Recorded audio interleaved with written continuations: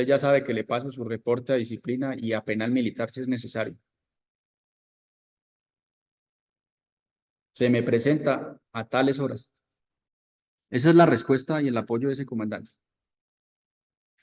Le envía la evidencia y todo lo demás, y ni así. Y ni así.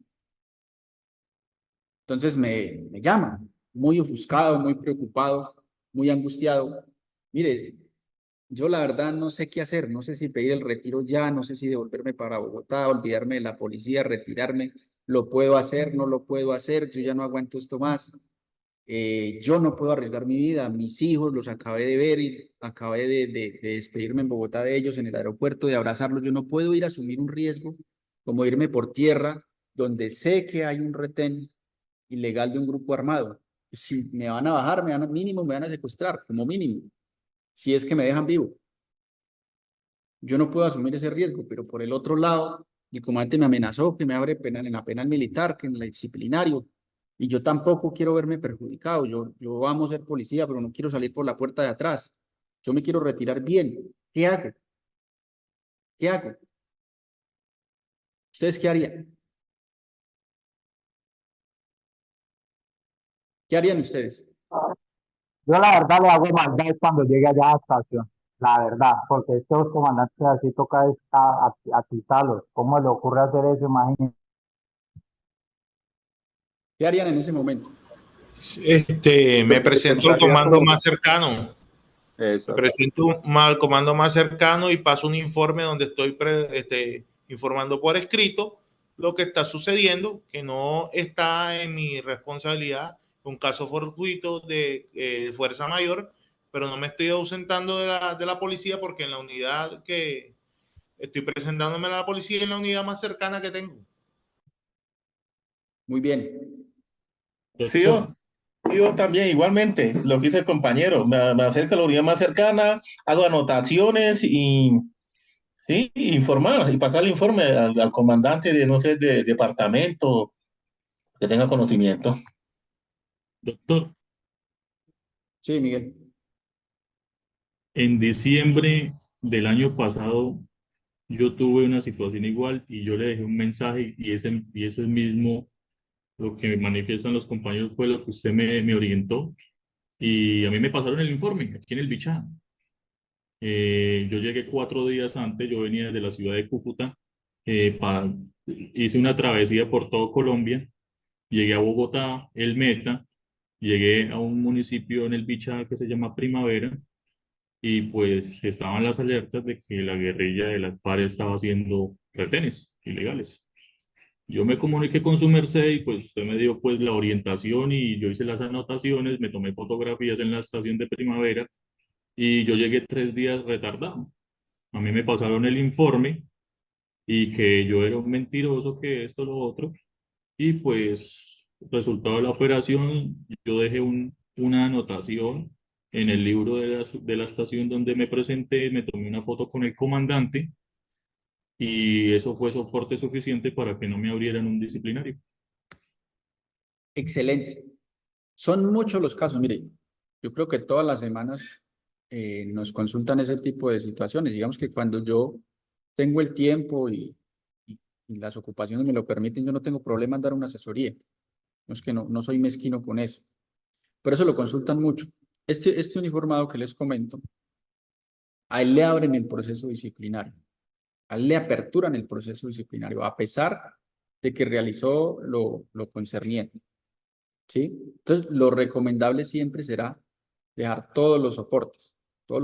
Entonces, utilice los medios institucionales, el GEPOL, correo institucional, ¿cierto? Lo que hizo aquí el compañero, excelente, tomarse la foto con el comandante, ir y dejar la respectiva anotación, presentar el respectivo informe, dirigirlo por los diferentes medios. Si usted no encontró otro medio, porque es que definitivamente la situación es muy difícil y ni siquiera internet hay, usted radíquelo en físico y que se lo firme, así sea el policía que está de servicio en una garita, pero que usted tenga un soporte, que usted tenga un soporte. Porque usted puede encontrarse con una situación, por ejemplo, en la que usted llega a la estación y no está el comandante. No está el comandante. Entonces, así sea el jefe de información ahí, el grado que sea, hágale firmar, haga la anotación. Y toda petición o todo documento debe ser recibido y tramitado, ¿cierto? Todo documento debe ser recibido y tramitado. Entonces, el uniformado dice, no, es que yo no le puedo recibir eso. No, es que la ley lo obliga, usted es un servidor público. Si usted no es el competente para darle trámite a ese, remítalo al competente. La ley se lo ordena. La ley se lo ordena, ¿cierto? Así lo establece el derecho constitucional de petición. Entonces, mire que es importante siempre porque hay muchas veces que se configura la fuerza mayor y el caso fortuito. Vean, yo conocí un caso y en ese caso lastimosamente no se pudo hacer nada porque ya el caso llegó muy tarde. Y un señor patrullero por allá, creo que fue en el Huila, ¿sí?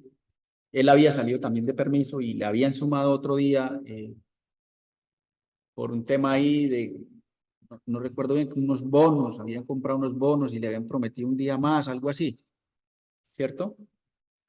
Pero cuando él se fue a regresar, ocurrió una novedad en el aeropuerto por temas meteorológicos y demás, decidieron aplazar el vuelo. Entonces el patrullero había comprado el vuelo ya sobre el límite de la hora, así como para llegar con campana, como decimos nosotros, y resulta que le aplazaron el vuelo, entonces terminó llegando al día siguiente.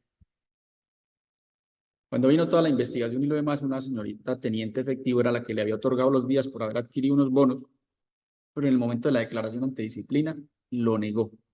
Yo nunca leí permiso a ese policía. Yo no sé de qué habla. Y el policía, pues pecó por inocente porque nunca dejó un reporte. Se confió. Sí, tuvo siempre comunicación vía WhatsApp. Cuando le dieron el permiso, pues fue verbal. Él no lo dejó por escrito, no hizo una anotación cuando salió de permiso. Absolutamente nada. Absolutamente nada. Entonces, cuando nos dio el caso, eso ya había pasado, ya había fallo de primera instancia, ¿sí? Y lo único que quedaba era interponer el recurso de apelación para que se fuera a segunda instancia.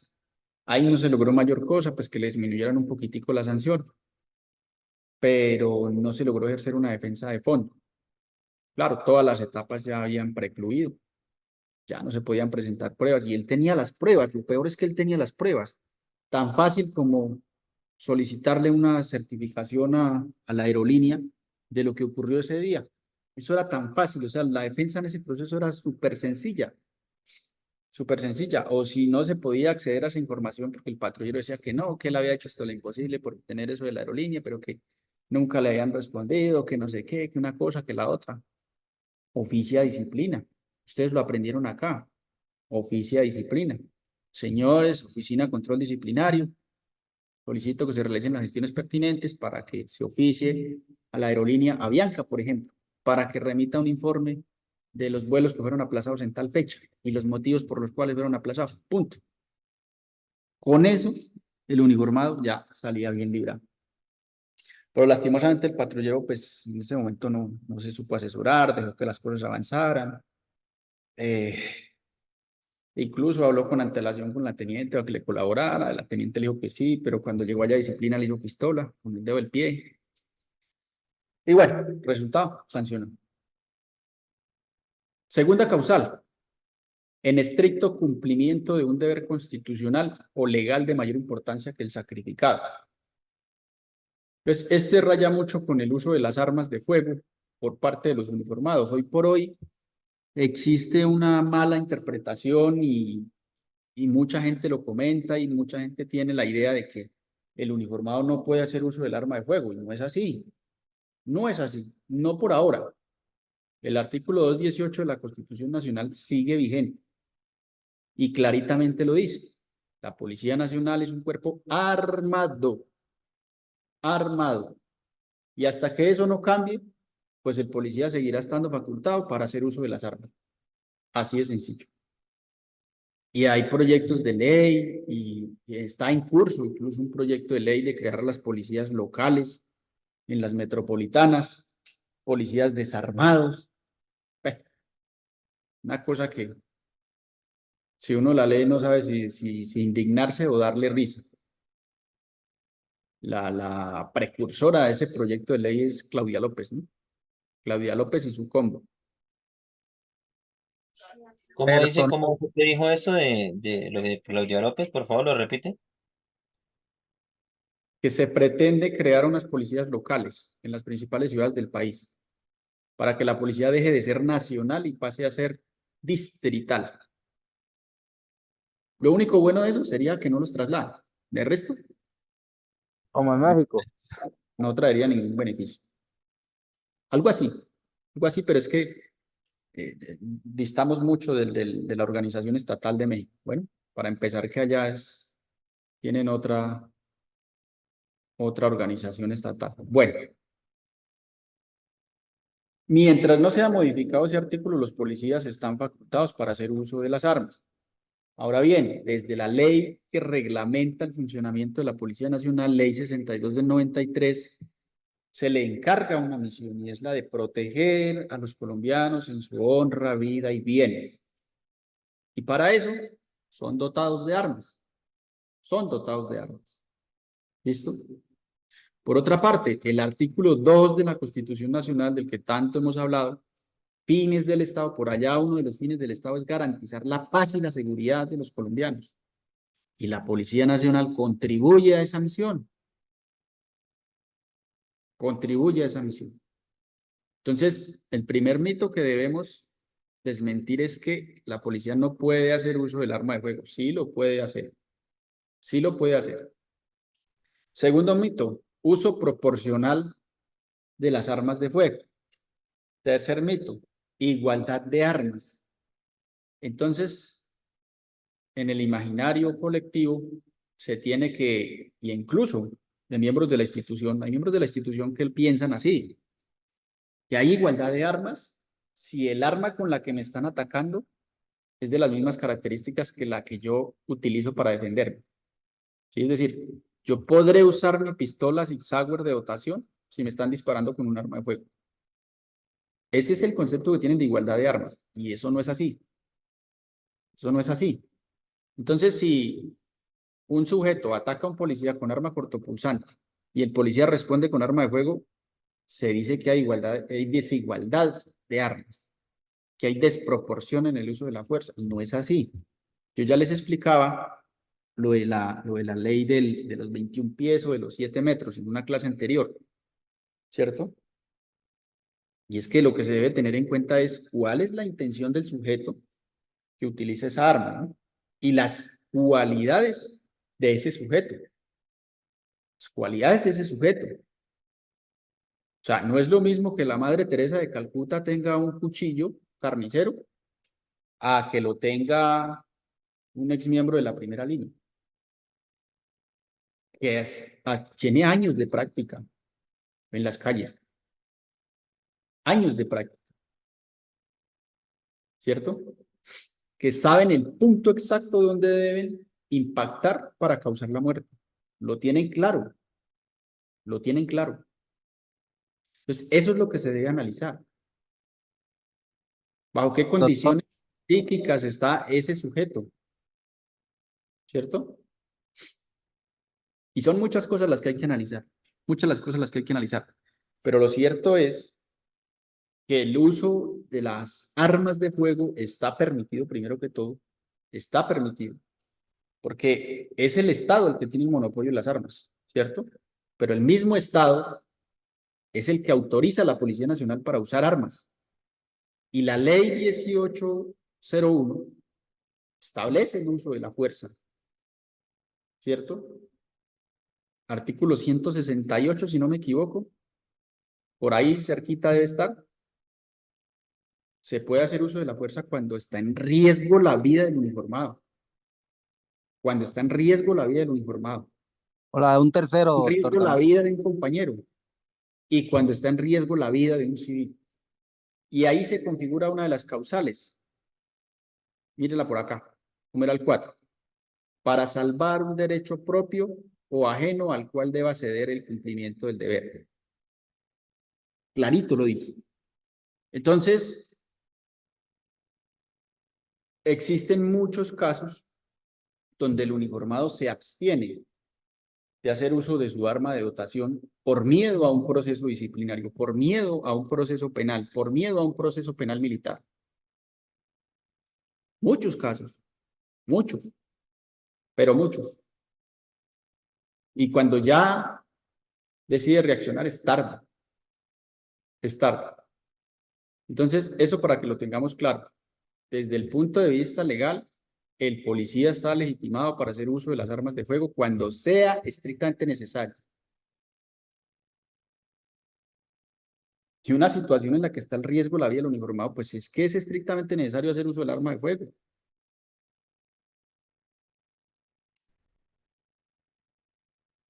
¿Listo? Entonces, hay muchos ejemplos al respecto, muchos. Yo les ponía la semana pasada un ejemplo de un policía de la vida real que hoy está con asignación de retiro, pero que tuvo que ser retirado antes de tiempo, tuvo que ser retirado en el grado de intendente cuando él tenía la proyección de llegar tan siquiera a su comisario. Tenía una excelente proyección dentro de la institución, pero bueno, voluntariamente forzado pidió el retiro. Y hoy está siendo investigado por la Fiscalía General de la Nación y por Oficina de Control Disciplinario Interno. El casito que yo les comentaba del centro de Bogotá, de la reacción de las motocicletas, que después resultó que los delincuentes tenían era un arma traumática y un arma de fuego. Uno de los delincuentes, el que murió, ¿cierto? Ahí ese policía está amparado por esta causal. Está amparado por esta causal. Primero, está en estricto cumplimiento de un deber constitucional o legal. Proteger a los colombianos en su honra, vida y bienes.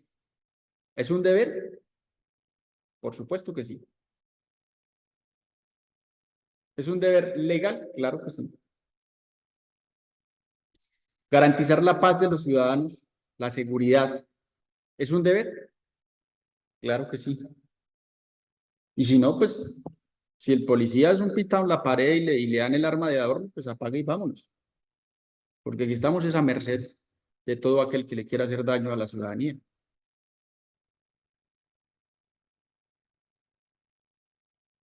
Nos vamos a la causal número 5. Por insuperable, ya le voy a dar espacio para las preguntas, muchachos, tranquilos. Por insuperable coacción ajena. Por insuperable coacción ajena. Esta puede ocurrir en muchos escenarios. Esta puede ocurrir en muchos escenarios. Por ejemplo, aquel policía al que le amenazan que si no realiza determinada acción, le matan o le secuestran a su hijo. ¿Existe una insuperable coacción ajena? Claro. Entonces obligan al uniformado a hacer lo que sea. Mire, en todos estos casos que ocurrieron con el tema del coronel que al final no se supo si se suicidó o si lo suicidaron, ¿cierto? El caso Petro y la empleada, la bolsa de dinero, todo este cuento, ahí eventualmente se pudo configurar respecto a algunos uniformados este miedo insuperable, sobre todo los que estaban en cargos investigativos, que fueron obligados a incurrir en algo que se llama, presuntamente fueron obligados a incurrir en algo que se llama falsedad ideológica en documento público, y fue cambiar las versiones en las declaraciones que se rindieron ante los entes investigativos, por miedo insuperable. Pero usted lo cambia, o ya sabe qué le pasa, y ya había fallecido el coronel. Mire, a mí no me consta 100% si esa situación fue cierta, pero uno de los uniformados se comunicó conmigo indicándome esa situación. Mire, a mí me están investigando. Sí, es cierto que ese documento se modificó, pero se modificó por estas y estas razones. Causal 6, por miedo insuperable. Causal 5, por insuperable coacción ajena. Causal número 6, por miedo insuperable.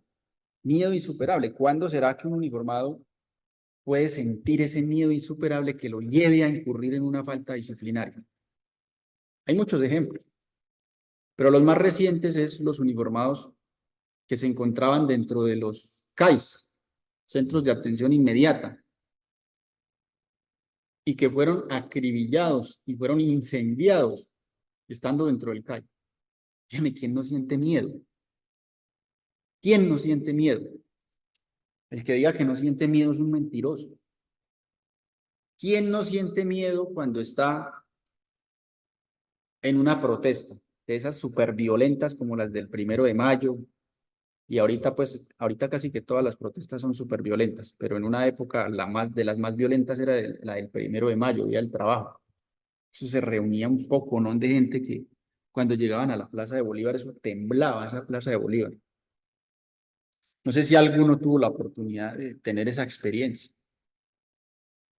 Y usted con un simple escudo y un casco esperando que le llueva piedra, palos, ácidos, bombas molotov, papas, bombas, ¿cierto? Papa bomba.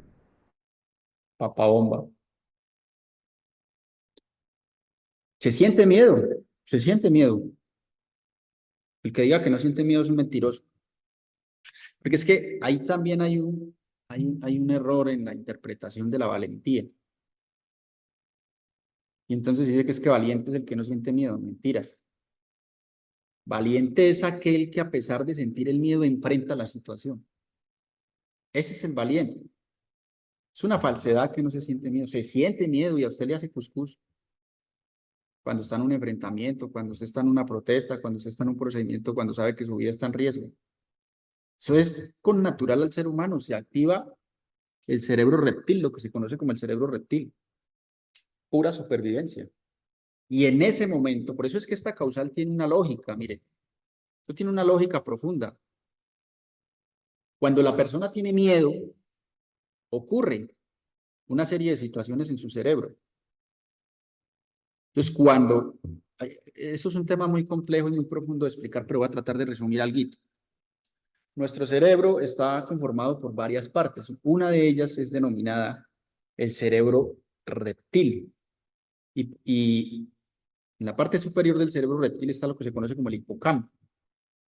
Entonces, allí están todos los recuerdos que nosotros tenemos, conscientes e inconscientes. Y ese cerebro reptil era el que tenían nuestros tatarabuelos, que cuando iban a realizar cacería para conseguir comida, para sobrevivir, ¿cierto? Porque era la única forma, no existía la agricultura, no existía ningún centro comercial o el supermercado para ir a comprarse algo, no. Tocaba ir a cazar. Y cuando estaban en plena cacería les aparecía un tigre. Pues ese cerebro de nuestros antepasados se ha denominado el cerebro reptil. Entonces, cuando se pone en funcionamiento esa parte del cerebro, la razón es nula. Ojo, la razón es nula. O sea, usted no tiene tiempo para razonar, para decir, venga, esto es correcto, esto no es correcto, ¿será que sí, será que no? ¿Será que calculo, venga, tengo en cuenta el decálogo de la seguridad con las armas, lo que me dijo mi instructor, tal cosa, tal otra? ¿Será que alineo? ¿Será que tomo la respiración? ¿Será que adopto una buena posición? No.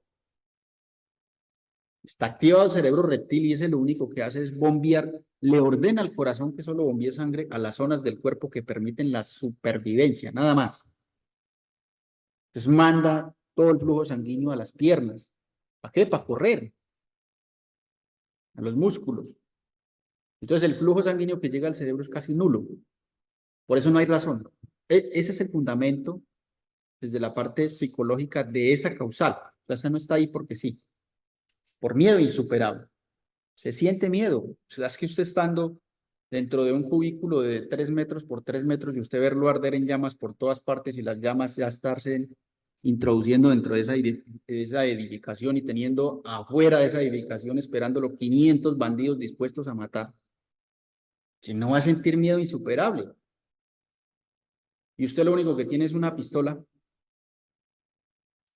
¿Usted qué hace? Usted abre paso con lo único que tiene y le está funcionando es el cerebro reptil. Sencillo. Y son muchas las situaciones donde existe miedo insuperable. Muchas las situaciones. Muchas, muchas, muchas. No sé si a ustedes en algún momento les pasó que estaban en una situación de riesgo y cuando estaban en una situación de riesgo ustedes tenían unas habilidades físicas impresionantes, o sea, saltaban muros de yo no sé cuántos metros que usted, por más que después lo intentara, lo entrenara, uno no es capaz. Y uno dice, pero ¿cómo si ese día yo salté este muro? Es por eso. Literal. Es por eso precisamente. Muchachos, preguntas hasta ahí. Profe, con relación a lo que usted decía del uso de las armas de fuego, también hay normas internacionales que,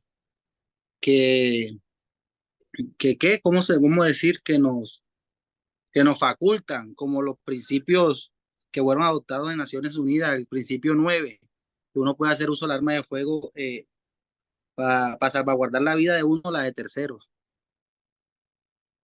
Sí, así es, comandante. Gracias por el aporte. Fabio.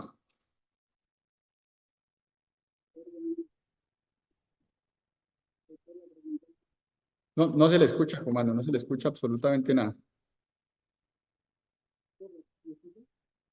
No. Revise su audio y ya tenemos la ¿Escucha, pregunta. doctor? Ahora sí, ahora sí.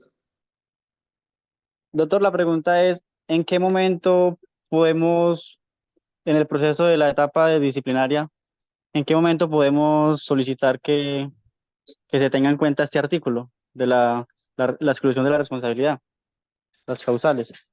Desde el principio. Muy buena pregunta, Fabio. Muy buena pregunta. Muy buena pregunta. Desde el inicio, es decir, desde la etapa de instrucción, usted puede decirle al jefe de la oficina de control disciplinario: vea, hermano, no se desgaste con este proceso porque yo estoy amparado por una causal que me exime de toda responsabilidad y aquí le pongo las pruebas. Y aquí está